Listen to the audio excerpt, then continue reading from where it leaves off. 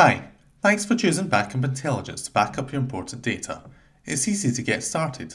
After downloading the installer from backupintelligence.com, simply double-click the installer to go through the wizard. When you first open the client, you'll be asked to sign in. If you don't have an account with us already, simply click Register and you'll be directed to our page at backupintelligence.com where you can sign up with us. Afterwards, you should receive a confirmation email with your username. Now, with your username and password, sign in, choose a name for your device, click OK and you'll be taken to the home screen. But before we begin, please check your account settings.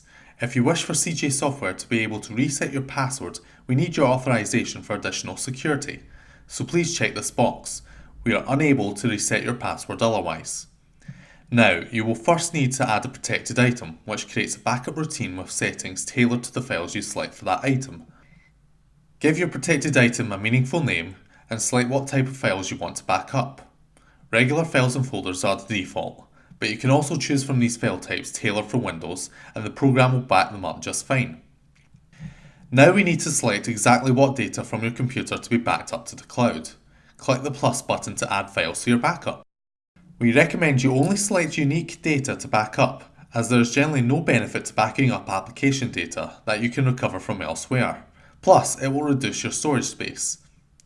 If you select a network drive, Backup Intelligence will ask you for your network drive's login details so that it can be given permission to access the files. Once you're happy, click Next, and because we're just getting started, for now we recommend keeping this option ticked unless you want to add advanced commands. We'll now add a new schedule by clicking the plus button. Check that you're satisfied with the general settings, then click the Time tab to add a new routine. This is important to have your backup run automatically at the times you choose. Once you're happy, click OK and then click Save to make sure that your schedule is recorded and listed. You can now choose how long you want to keep your backup version history on the cloud. The default is forever. However, if you want to change this, you can select how many versions you want to keep from the type and fields provided. Remember to click OK when you're done. Now we're all set. Choose if you want your first backup to run right at this moment, follow the steps and click Finish. You should now see your data being uploaded to the cloud. You can click to change your protected item settings and add more files and folders to your backup if necessary, or click the backup job again to see its progress in more detail. And once it's finished, you'll be sent a report by email to confirm everything's gone okay. The application should now start automatically whenever you boot up your computer, and at all times work in the background as a service.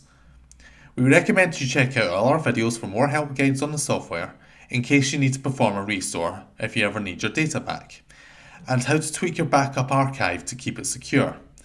If you ever get stuck, you can visit the help page on our website by clicking the Help tab on the left, where you can search for answers to frequently asked questions, or contact us directly by placing a ticket with us or giving us a call.